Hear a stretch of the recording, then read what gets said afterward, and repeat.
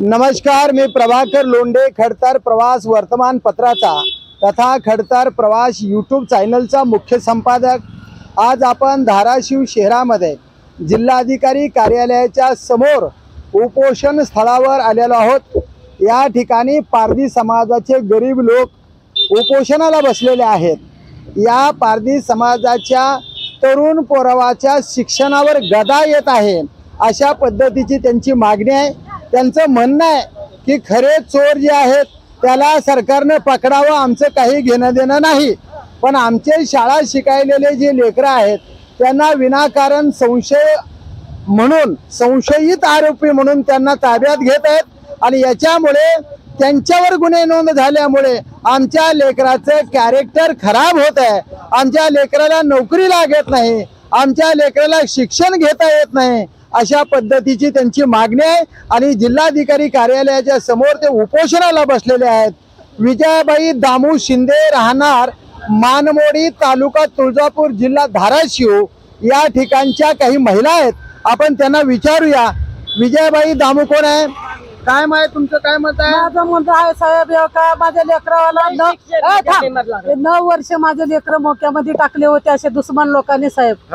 मग तेव्हा मी वनवासानं सांभाळले। माझ्या मोठ्या पोराचे 5 लेकर, लिकीचे 3 लेकर मी एकलीनं सांभाळले साहेब।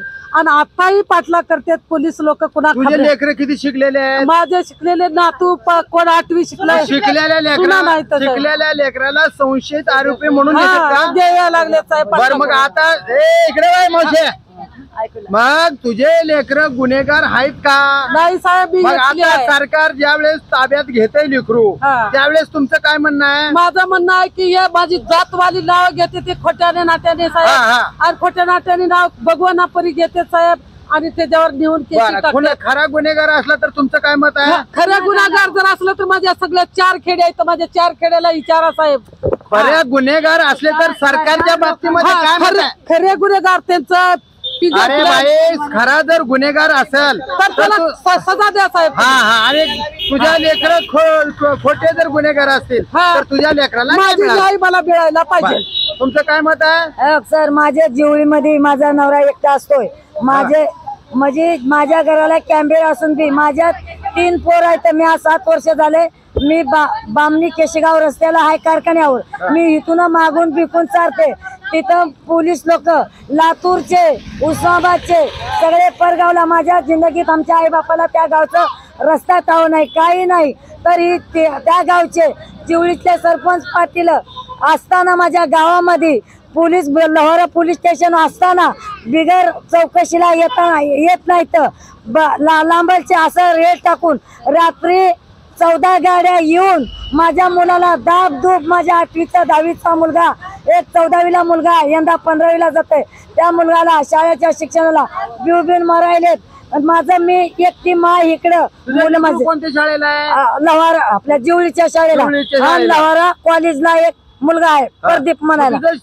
शाळेत असताना घेऊन चाललेत पोलीस लोक तकलीफ करायलेत लातूरचे। माझं मत आहे, ज्या गावच्या पारधी आहेत, ज्या गावच्या चोऱ्या होत्यात त्याच गावच्या पोलिसांनी तिथं चौकशी घ्यावं आणि धरून न्यावं।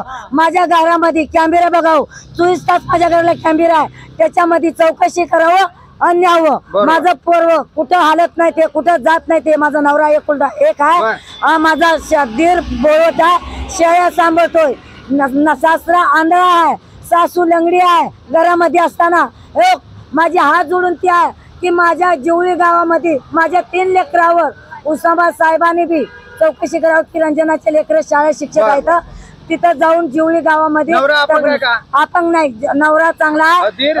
दीर शेळ्या एक 8वीला आहे, एक 10वीला आहे, एक 13वीला आहे, 14वीला। काय नाव काय बाई? प्रदीप। माझं नाव रंजना अरुण शिंदे। माझ्या मुलाला शिक्षणाला मध्ये जिंदगी बर्बाद होणी, माझी जिंदगी बर्बाद झाली तर झाली, पण माझ्या मुलाची जिवळी गावामधून शिक्षण पूर्ण व्हावं, पोलीस लोकांनी चौकशी करावं, दुश्मनाने कोण बी नावं घेईल पारधी विरुद्ध शिक्षणामध्ये माझ्या पोराचं नाव कुठं रिकाय ठेवू नये. माझी हात जोडून विनंती आहे. तुझं काय मत आहे? माझं 12वी शिकलेलं सर, 12वी शिकलेलं. कोथिंबीरच्या कामाला सुट्टी झाल्या, कामाला जात होतं आणि कोथिंबीरच्या कामाला होतं. तिथून माझ्या 12वी शिकलेल्या लेकरला घेऊन आलो. आता काय मागणी आहे तुमची? ऐकून घ्या, मी बसवंतवाडीत राहते, तालुका तुळजापूर तर जिल्हा उस्मानाबाद येतो. मी कष्ट करून खाते. काय नाव सांगते? जयश्री प्रेमनाथ शिंदे. माझी 3 लेकर आहे ती. बसवंतवाडीत मी राहते साहेब. एक मुलगा मोठा आहे, ती हॉटेलमध्ये जातोय, तांबोळ्या हॉटेलमध्ये जाते. आणि मी म्हणजे माझ्या मुलीला घेऊन खुरपाला जाते. आणि नवरा जे आहे ती मानमुडीला राहते, ते पण कामाला जाते साहेब. ती त्याच्या बी 3 लेकर आहे ती. मग ती करत असताना कुठले बी पारधी पकडून आणतात आणि खोट्या नाट्या गुन्ह्यात नाव घेते साहेब. तुझं काय म्हणा? इकडे इकडे किती शिकली तू? मी 7वीला होता. 7वीला आहे का? कोणत्या शाळेत आहे तू? मानमोडी. शाळेचं नाव काय? इंदिरा काळे प्रचार जोकटवाडी नळ. जळकोटवाडी नळ. आता तुझं काय मत आहे? तुझ्या भावाला वगैरे अटक केलंय का? नाही, पण तिथे खोटे नाटे नाव घेतात. म्हणजे खोटे नाटे केस घेते आणि काय पुसतात बिकत नाही. बिना कामचांचं पापाचं भावाचं खोटे नाटे केस करतात. खोट्या नाटक आहेत. बरं, आता तुमचं काय मत आहे? बरं, खोट्या केसेस करू नये असं कलेक्टरला तुम्ही पत्र दिलं. साहेबाला काय बोललो तुम्ही? साहेबाला की आम्हाला खोट्या नाट्या केशी घालू नका. ज्या गावचा चोर आहे, चोर खऱ्याने पकडावं आणि खऱ्याने त्याला शिक्षा द्यावं. बघा, हे महत्वाचं. आता थांबा. काय बोलायचं? माय बोल तुला. धारूर गावामध्ये देवदेव माझ्या पोराने बकरे घेतले, पाठवले. धारूर कोणचं? धारूर आपला बेंबळी बसले. धारूर. बावी धारूर. बाई धारूर. मग ते माझ्या पोरगाने आम्ही देवदेव केलं. हो, सोमवारी आयतवारी बकरे घेतले, सोमवारी उभं केलं, मंगळवारी पडण चाली आणि बुधवारी इकडे तिकडे पाहुणे झाले, आमचे खाया पियाचे झाले. आणि गुरुवारच्या रोजी माझं पोरग तलावावर गेलं. तलावावर जाताना असताना 2 पोरी बसून राहिलेल्या होते. ते 2 पोरी जाऊन गोड बोलून माझ्या पोराला घेऊन गेले. माझं पोरग शिकला, शाळा नाही. माझं पोरग राखण करून खाल्लं, दारू गावला. नाव काय तुझं? माझं नाव नीलाबाई बबरू भोसले. कोणतं गाव? दारू. मग एवढे तर या विषयावर जिल्हा अधिकारी कार्यालयाच्या समोर हे पारधी समाजाचे गोरगरीब लोक उपोषणाला बसलेले आहेत. यांचं स्पष्ट मत आहे, आम्ही गरीब आहोत, गरिबीतून कष्ट करून लेकरं शिकवता आणि शिकवलेल्या लेकराचे क्रेडिट खराब होणे, त्याचे कॅरेक्टर खराब होणे, त्याचं शिक्षण पूर्ण व्हावं. आम्ही गावकुसाबाई राहणारे भटकणारे लोक, पोट भरून खाणारे लोक, आम्ही कष्ट करून पोट भरतो. आम्ही सरकारची चोरी करता, कधी दारू विकता, कधी पोटासाठी काहीतरी करता, पण चोऱ्या आम्ही करत नाही असं त्यांचं स्पष्ट आहे. कारण आम्ही दारू विकला म्हणून आमच्यावर केसेस उद्या सरकारच्या चालतील. कारण तुम्ही मायबाप आहात, तुम्ही आम्हाला जगवता. आम्ही तुमच्या चोऱ्या दारूच्या करू, पण आम्ही घरफोड्या करत नाही, कुणाचे उच्चपाचे करत नाही, कुणाचे सोनं दरवडे टाकत नाही असं या लोकांचं मत आहे. आमचे लेकरं शिक्षण गेलेले आहेत, शाळा शिकलेल्या लेकराला जेलमध्ये घालून आमच्या लेकराचं आयुष्य उद्ध्वस्त करत आहेत. याच्यासाठी जिल्हाधिकारी साहेबांनी खरे गुन्हेगार शोधावे, खऱ्या चोऱ्या करणाऱ्या माणसाला जेलमध्ये घालावं, पण आमच्या लेकराला संशयित आरोपी म्हणून त्याच्यावर गुन्हे नोंद करून त्यांची जिंदगी बर्बाद करू नये एवढीच आमची मागणी आहे. तर सरकारने खचून चौकशी करावी, खऱ्या गुन्हेगाराला ताब्यात घ्यावं आणि आमचे निष्कलंक असलेले लेकरं जेलमध्ये घालून आमच्या लेकराचं आयुष्य उद्ध्वस्त करू नये एवढीच आमची मागणी. म्हणून आम्ही आमरण उपोषण या ठिकाणी करत आहोत.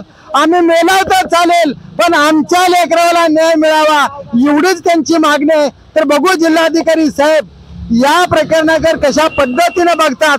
आणि जिल्हा पोलीस अधीक्षक साहेब, तुम्ही खरे गुन्हेगार शोधावे, तुमच्या तपासामध्ये खरे गुन्हेगार तुम्ही शोधावे, खऱ्या गुन्हेगारावर कायदेशीर कारवाई करावी, पण गरीब आणि प्रामाणिक विद्यार्थ्याला शिक्षणासाठी पाठिंबा द्यावा, असे लेकरं पुढे जावे असं सरकारचं म्हणणं आहे. पारधी समाज पुढे गेला पाहिजेत असं सरकारचं म्हणणं आहे. पण तुम्ही इथं गुन्हे नोंद केल्यावर आमच्या लेकराची जिंदगी बर्बाद होणार आहे. म्हणून तुम्ही शिकलेल्या लेकराला पाठिंबा द्या आणि खऱ्या गुन्हेगाराला ताब्यात घ्या असं आमचं मत आहे. एवढीच आमची मागणी आहे. जिल्हाधिकारी साहेबांनी याकडे लक्ष द्यावं अशी विनंती आहे. तर बघूया येणाऱ्या काळामध्ये जिल्हाधिकारी साहेब, पोलीस अधीक्षक, महाराष्ट्र सरकार पारधी समाजावर कसं लक्ष देणार आहे ते येणाऱ्या काळातच. मी प्रभाकर लोंढे, खडतर प्रवास YouTube चॅनलचा मुख्य संपादक. या चॅनलला सबस्क्राईब करा, शेअर करा, लाईक करा, बेल आयकॉनचं बटन दाबा आणि अशा गोरगरिबाला न्याय देणारे, अन्यायाचा प्रतिकार करणारे व्हिडिओ पाहण्यासाठी खडतर प्रवास YouTube चॅनल सबस्क्राईब करा. धन्यवाद. धाराशिवकर. जय हिंद, जय महाराष्ट्र.